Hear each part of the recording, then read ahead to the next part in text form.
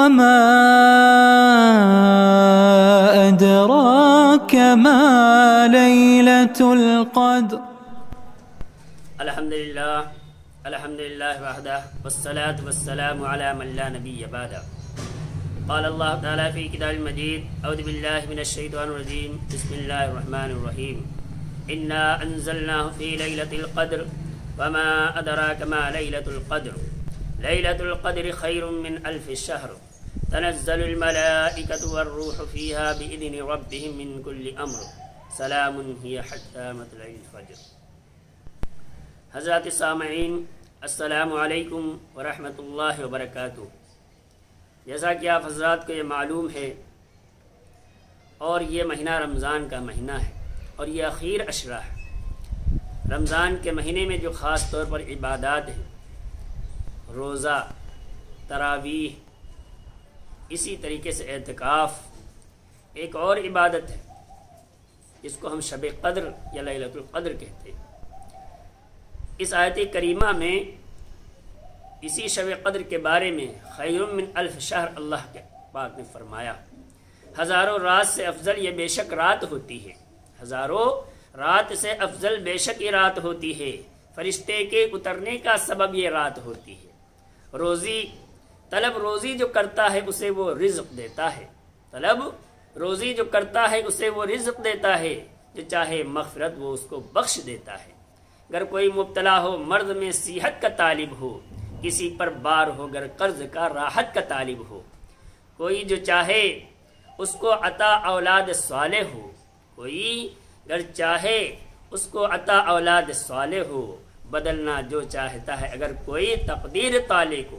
یہ سب آئیں کھلا دربار عالی ہے، یہ سب آئیں کھلا دربار عالی ہے، مرادیں ہوں گی سب کی پوری یہی ارشاد عالی ہے۔ تو میرے بھائیوں، میرے پیاروں، یہ شب لیلۃ القدر اور شب قدر، اس رات میں ہمیں کیا کرنا ہے؟ 4 عبادات ہیں، 4 اعمال ہیں جو خاص طور پر ہمیں اس رات میں کرنے ہیں۔ ایک نفلوں کا اہتمام، قرآن پاک کی تلاوت اور دعا اور ذکر و تسبیح، یہ 4 اعمال ہیں۔ نفلیں زیادہ زیادہ ادا کی جائیں، پڑھی جائیں، قرآن کی تلاوت کی جائے، دعا کا اہتمام کیا جائے، ذکر توبہ استغفار کیا جائے۔ حضرات صحابہ کے پاس آپ آئیں گے، حضرات صحابہ حضور صلی اللہ علیہ وسلم کی خدمت میں حاضر ہوئے اور فرمایا، اللہ کے نبی، ہم نے خواب دیکھا ہے کہ شب قدر فلاں فلاں یعنی 21، 23، 25 کے اندر ہوتی ہے۔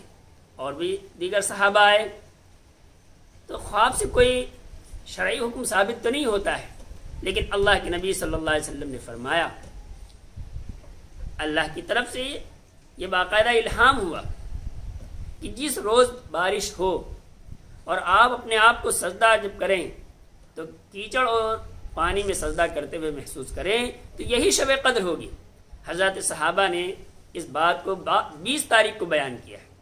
حضور صلی اللہ علیہ وسلم نے صبح کو فرمایا کہ شب قدر کی نشانی یہ ہے، وہ رات 21 کی شب تھی جس سال حضور صلی اللہ علیہ وسلم فرما رہے ہیں، تو آپ صلی اللہ علیہ وسلم نے سجدہ کیا تو پانی اور کیچڑ آپ کی پیشانی پہ آثار اس کے نمایاں تھے۔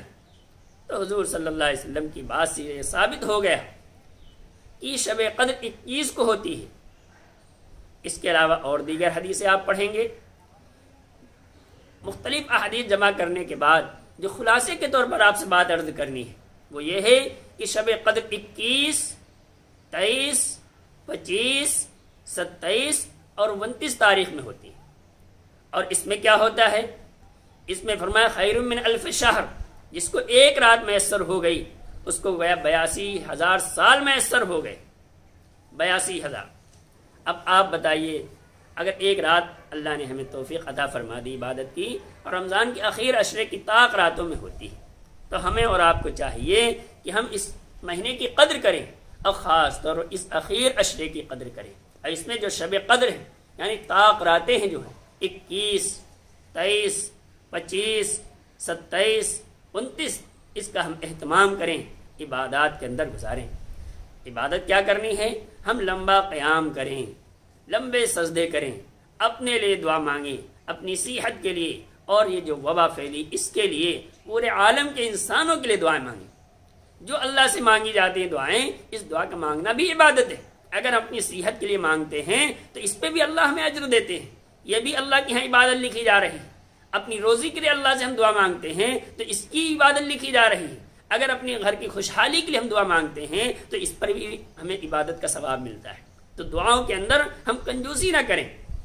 جس طریقے چھوٹا بچہ معصوم بے گناہ ہوتا ہے، اگر اس کو ماں سے کوئی ضرورت ہوتی ہے تو ماں کے قدموں میں آ جاتا ہے، تڑپ جاتا ہے، میری امی پیاری امی پیاری امی. جب تک وہ لے نہیں لیتا ہے ماں کا دل نرم نہیں ہو جاتا ہے اور ماں اس کو دے نہیں دیتی ہے، تب تک وہ بچہ ماں کے بالکل چمٹا رہتا ہے.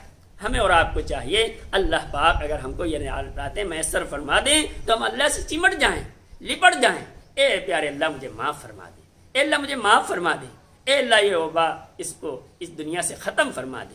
اے انسانوں کی ہدایت کے فیصلے فرمانے والے اللہ، ٹوٹی ہڈیوں کو جوڑنے والے اللہ، حضرت موسیٰ علیہ السلام حضرت یونس کو مچھلی کے پیٹ سے نکالنے والے اللہ، جو مچھلی کے پیٹ سے نکالنے کو جانتا ہے وہ اللہ اس امت کو حالات سے نکالنا بھی جانتا ہے. تو ہم اللہ سے دعا کریں کہ یہ راتیں اللہ پاک ہم کو میسر فرما دیں. تو اس میں ہمیں 4 طریقے سے عبادت خاص طور پر کرنی ہے. لمبے قیام کریں، لمبی دعا کریں، سجدے میں پڑ جائیں. نفلی سجدوں کے اندر اگر ہم اپنی قرآن کی آیتیں ربنا آتنا فی الدنیا حسنہ وفی الآخرہ حسنہ وقنا عذاب النار اس طریقے سے اور حضور صلی اللہ علیہ وسلم نے دعائیں سکھلائی ہیں، ان دعاؤں کو سجدے میں لمبے سجدے کے اندر مانگا کریں. اللہ کے نبی صلی اللہ علیہ وسلم نے باقاعدہ امت کی فلاح کے لیے ایک ایک سکھلا دی، ایک ایک چیز سکھلا دی.